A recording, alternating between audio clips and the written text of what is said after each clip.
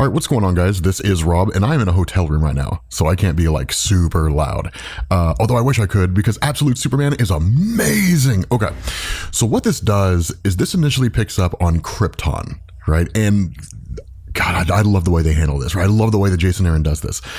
So Krypton is not depicted the way it's usually done in DC Comics, right? Where it's this kind of beautiful, basically blue, sprawling space where the skies are clear, and the artistic rendering of Krypton is designed to show like this beautiful, peaceful society. Instead, it's not really a war-torn society, but it is very much a broken society. Because what we're told here is that in the cities worked the clerics of the Science League, harnessing the energies of the red sun and the planet itself to fuel their insatiable hunger for progress at all costs.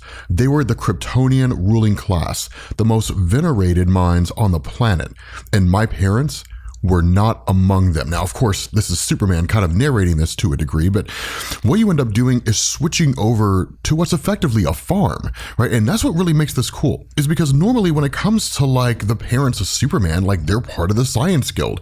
And really when it came to Superman's dad, he was like the guy who tried to warn everybody that Krypton was going to fail, right? That the planet was going to be destroyed and they all had to find a way to get off and nobody wanted to listen to him. That kind of happens here, but not in the same way. What you end up learning is that with his family, or really his parents being farmers, they live a pretty harsh life. And they're always kind of like hoping for rain, and they're sort of waiting for it to come along. And the reality here is that with them basically living out in the wastelands, essentially, of Krypton, that they're almost kind of cast-offs in society. And the way that we're told this comes in the form of what's essentially the hierarchical structure of Krypton itself, where we're told that in school, my mother, Lara Lorvan, was an exemplary student, destined for great things, everyone said, until she wrote an essay criticizing Krypton's lack of funding for interstellar exploration. For this, she was labeled unruly and forbidden from ever applying to the Science Academy. She was 9 years old. She wanted to be an astronaut. And so what we're told is that the class structure of Krypton defines all aspects of life on Krypton itself, that at its pinnacle reigned the Science League. On the bottommost rung of the ladder was the Labor Guild, and that class distinctions were of such importance that citizens were required to wear their status at all times, that the crest of the laborer was seen as a mark of shame, the sign of the poor and the unskilled. People like my parents wore it with pride. Now, this is a sharp distinction from what we're used to when it comes to the Superman mythos in DC Comics, because in virtually every other depiction of the Superman mythos, the crest is a family crest, right? It's designed to say like, I come from this house of El. And so that's the symbol that goes on Superman's chest. It's the symbol that goes on his parents' chest, and so on and so forth. Now, of course, when Superman was on Earth, the symbol was more a symbol of hope, right? So I guess it kind of changes from one society to the next. But by flipping it on his head and basically saying like, this is actually a sign that Superman's family came from laborers, right? And it was a sign of shame on the entire planet of Krypton is kind of mind-blowing the way that it's done. The other part of this is that, as most of you guys know, within DC Comics, Superman has different nicknames, right? The Man of Steel, the Man of Tomorrow, the Man of the Sun, like that kind of thing. What we end up finding out is that kind of nickname actually comes from the concept of being a laborer on Krypton, right? He says, we were the children of the sun, they said, those who made their way with their own two hands. We were the people of steel. So I love that idea that like they totally turn on its head what it means to call Superman the Man of Steel, right? They don't call him that because he's just, indestructible and bullets don't hurt him. They call him that because he literally labored with his own two hands, or seemingly comes from parents who did. And so this is when you go into kind of a reworking of the traditional collapse of Krypton. And that's why I kind of love how we're focusing a lot on this. We will actually focus on Earth here in a minute, but in essence, what ends up happening is that because Superman's father works as an engineer for the geological department, for lack of a better word, that while they're mining down in Krypton, there's rumors and stories of like stress fractures, right? The idea that Krypton is seemingly falling apart. And so Jor-El goes down there to investigate. And while he doesn't really find any stress fractures or anything like that per se, that the essentially League of Middle Management kind of comes along and says like, here's the rub, get back to work. right? And what's really interesting here, and this is something that I think is really fascinating, Krypton in and of itself, historically speaking, was always depicted as this society that somehow transcended these basic moral constructs, right? There's the laborer, there is the upper class, there's the person who rules the labor on behalf of the upper class, doing what they're told, yada, yada, yada. Very earth-based labor structures, right? For lack of a better word. But here, in this version of Krypton, it's not that dissimilar from what you see on Earth. It feels very primitive, right? Despite the fact that they are so incredibly advanced. And so because of this, when you have Superman's father who's being told everybody needs to get back to work, ultimately, like, his father's just like, no, that's not going to happen, right? We're shutting this down, this mine down, until we can get more investigation done. Now, there's a lot of bickering that goes back and forth and so on and so forth. Ultimately, what ends up happening is that cracks start to appear and kryptonite energy starts to emerge from the planet itself. And in fact, this guy who was in charge of the middle management group or whatever literally just like gets pulled down into all of this and effectively burns alive due to all the Kryptonian radiation. And Jor-El ends up fleeing from this place where seemingly everybody else was killed. And so at this point, you switch over to Brazil here on Earth, of course, presumably after Superman has been sent away from Krypton. We will wrap back around into what's going on with Krypton itself. It does become an important part at the end of the story. But what this is designed to do is kind of juxtapose the similarities between how life operated on Krypton and how life operates on Earth. That you still have these kind of hierarchical structures, right? You have those at the top, you have those at the bottom, and then you have those who hold the chains and whips designed to keep those at the bottom, right? And so it's really fascinating when you look at this because you basically pick up in what's effectively a diamond mine out in Brazil somewhere. And what you have are these people who were living this incredibly harsh life, because what we're told is 3 days ago, the migrant workers at the Lajes Creek diamond mine, I'm not really sure how you would pronounce that in Portuguese, were tunneling underneath a kimberlite ore body, the typical host matrix for diamonds. When they came upon a large deposit of asbestos, they were ordered by their employers to continue digging. And so they did. Now, for those of you guys out there, and I know there's a lot of younger people out there who don't know what asbestos is, it's effectively a carcinogen, a cancer-causing agent. And in fact, that was actually in homes, right? I want to say it was like in the 70s when they basically outlawed it, right? They banned it. But it was a chemical out there. It was a substance that would give people cancer. And there were people who worked in it all the time, right? Because no one was ever told that it would cause cancer. But the fact is, like, these mine workers are working in a mine that is giving them cancer. And so it says snow began to fall on the favela outside the mine where the workers lived with their families, a blizzard of carcinogens. When the workers tried to leave, they were reminded that they were still under contract to the Lazarus Corporation. They were reminded of this at gunpoint. Lazarus promised hazard pay of $1,500 basically in their local currency if they would finish mining the ore, roughly $300 more than a month's pay. This while working a mine that extracted $200 million worth of diamond carats the previous year. These miners expect that what they will do here in the darkness will be the death of them. They do it nonetheless in the name of their family.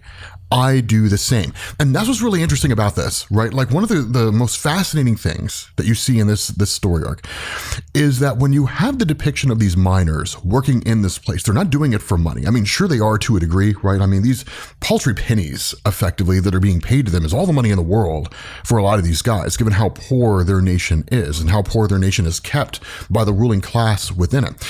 But what's really fascinating is that their duty is not to making money per se. Their duty is to their family. And that's the weapon that companies used against them, right? The weapon they use against them is, well, think of your family, think of your wife, think of your children. Do you really want them to starve? Do you want them to go hungry? Well, imagine what you could feed them. Imagine how well they could eat with this extra $300. And if you really loved your family, you'd get in there and work that mine, right? They literally use their empathy against them. And so obviously it's not a good thing, but like, it's fascinating the way that this works when you compare it to like how life functioned on Krypton. And so what's told here, right? What's said here is diamonds, right? The ore has already been mined and crushed.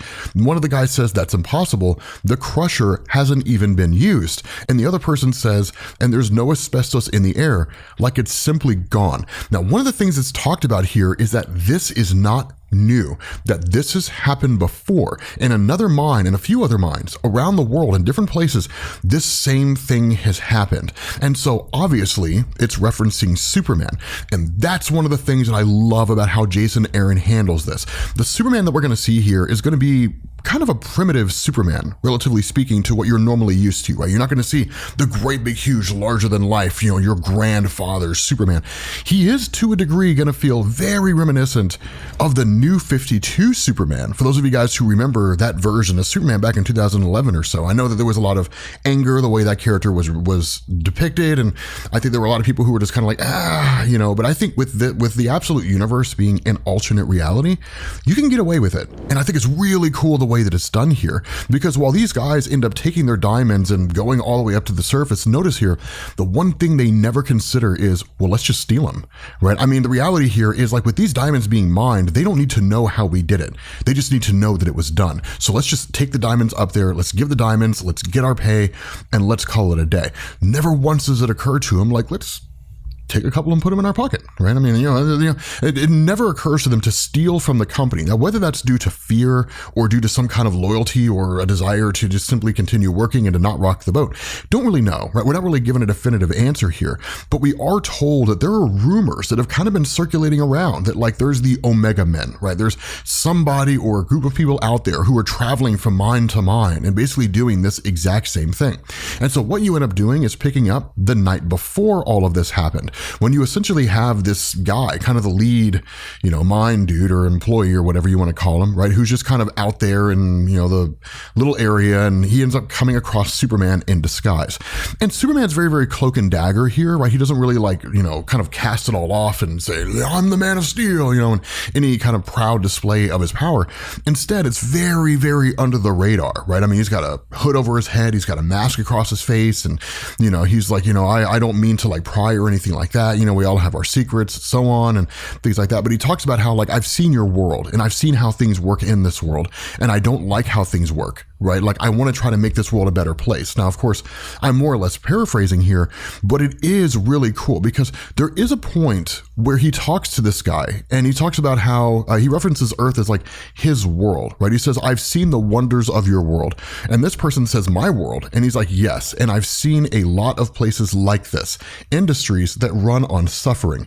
How do you know which is the truth? And he says, when you have what is worth fighting for, that is the truth. Now, that's what's really cool here, because what really Jason Aaron is giving us is relative morality, right? Like, is a relative morality from one society to the next. When you have people out here who are living in abject poverty, and the only real ability for them to build a better life means working in a mine in order to take care of their family, that is their reality and that is their morality, right? Their morality is, I take care of my family, therefore I'm doing the right thing. And that's it. Nothing more, nothing less. They don't have the privilege, right, of resting comfortably on an armchair debating, Kantian ethics versus utilitarianism, and is the greatest good for the greatest number of people, and yada, yada, yada, right? Their reality is life is harsh, we're broke, we do what it takes to survive. Nothing more, nothing less. And so when you have people who are in a grander state of privilege, right, there's a lot of other opportunities and different, points of discussion that can be made there. And so Superman having all this power, right, and all these capabilities, I love the idea that they bring him down here, right, down in the dirt, as this story arc is effectively called.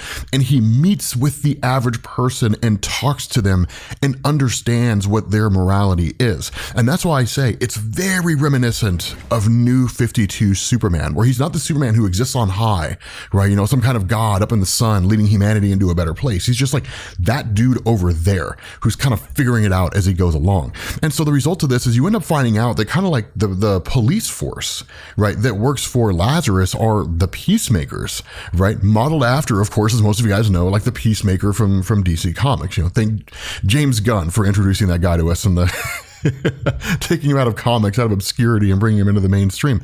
But the fact is, right, these guys are brutal, right? They work on behalf of Lazarus. They enforce this iron law. And so what ends up happening is that in response to what's going on with this guy bringing up these diamonds, right, in the here and now, kind of jumping back to what's happening in the moment, that when he shows up here, right, this guy says, do you think we're stupid, right? Those diamonds did not mine themselves. Someone among you enjoys breaking the peace. Who is it? After everything that Lazarus has done for you animals, Lazarus means life. But maybe for you, it should mean death. Now, what you end up doing is switching over to Superman, who's in effectively kind of like a favela, right? Basically this really run-down, dilapidated place. And he's literally just kind of like charging himself, right? And that's one of the cool things about this. This depiction of Superman is not the one where seemingly his body just automatically charges on solar energy as time goes on. That doesn't seem to be the case. Instead, like, he has to actively charge his solar cells. Now, again, we don't know if that's a fundamental limitation of his biology. We don't know if he hasn't just quite figured out how his powers work yet. We don't really know how any of that ties in because we don't know the events that led up to the here and now after Krypton. But what ends up happening is that because of what's going on, once the peacemakers show up and they start turning guns on everybody, when they realize that the entirety of the labor force had shown up except for one guy, because Superman showed up here and pretended to be a member of the labor force, they track Superman down to his location. They immediately target the house, and then what does Superman do? He helps these guys understand their place in the bigger picture, right? Like they're peacemakers. Superman makes peace, literally shows up and just starts crushing these guys, which is amazing, right? It's dope. Like, he's obliterating every single one of these guys. But what's crazy is it's also drawing attention, and it's drawing the wrong kind of attention. Now, the other part of this is there's another voice here, right? It's just like in the red boxes, essentially, right? It's just interesting. Like the other Lazarus core forces that we've encountered, their weapons and armor incorporate technology not native to this galaxy. And when Superman asked the question, like, will they live if I hit them? The response is yes, but I still advise against that. And so essentially it is just kind of this technological voice, basically, that like Superman's talking to and literally interacting with in real time as he does all of this. And that's where this voice says, like, this is a planet of combustion engines, fanatical religions, and thermonuclear weapons. These people are never safe, and neither are you if you insist on exerting yourself in this manner. Your solar energy levels are quite depleted, right? So again, Superman's solar energy has to kind of be recharged over and over and over again, that it's not something that he has the ability to do natively. Right? It doesn't just happen automatically, a passive ability, essentially. And so what ends up happening is you end up picking up with basically the response of what's called Lazarus Command, right? The Phenomena Field Team. Because what ended up happening is in response to Superman traveling around to these different mines and liberating these citizens and so on and so forth, Lazarus itself realized there was something going on here. So they put together a field team that goes out there and investigates all these different sites and is basically trying to find Superman. They ultimately track him down. Here's the other cool thing that goes on. It's one of the coolest things that I love about this, right? Here's the other cool thing that goes on. Because Superman is effectively fighting with reckless abandon here, right? Doing what he can to fight off the Lazarus forces, throwing caution to the wind, literally fighting like a man possessed. And he's beating the brakes off of all these different soldiers. He just kind of like lets loose with all this solar radiation. Yet another great reference to something that New 52 Superman was supposed to, or was able to do. A lot of people forget that. He could just like discharge huge amounts of solar energy at one point in time, which wasn't really dissimilar from like a bomb.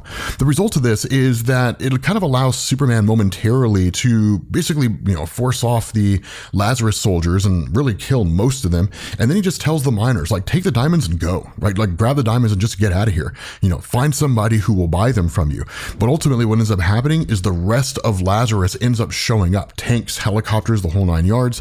And one of them slaps the cuffs on Superman while he's momentarily weakened, only for us to find out this is Agent Lois Lane. So Lois Lane's not a reporter, man. She's an agent, right? Which is kind of cool because if I remember correctly, her dad was a military man in DC Comics. And so like they were always moving around all the time. So I do love that they kind of kept this seemingly military history aspect of her character intact.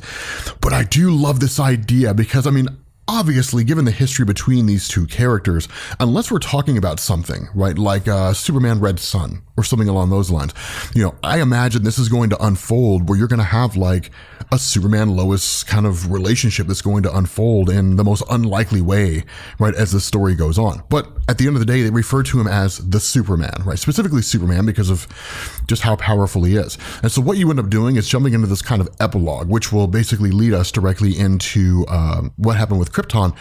But like you literally pick up with this prison, right? And you have this guy who's just kind of like, wow, like a new toy, right? Like, I wonder where it is that you came from. And of course, there's like a few bottle locations around. So clearly this is Brainiac in the absolute universe. Now, it's from Lazarus's R&D department, right? So clearly he's probably just some kind of like a science guy, right? Who just turned himself into Brainiac or something like that. But he'll be a far more grounded version of the character. Also, the entire Kent home looks like it was demolished, right? So there really isn't anybody there. In fact, it looks like it may have simply been abandoned at some point in time. So likely Jonathan and Martha died and Superman never met them when he arrived on Earth. Again, we don't have the answer to that question.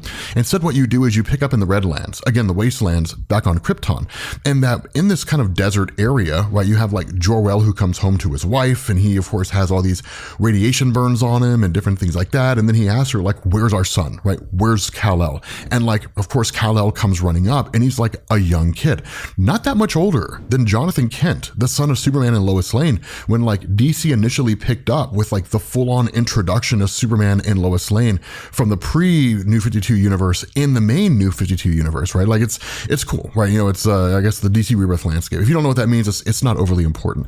It's simply just this idea that like they kind of say like, we'll solve all of this together, right? We'll deal with this together.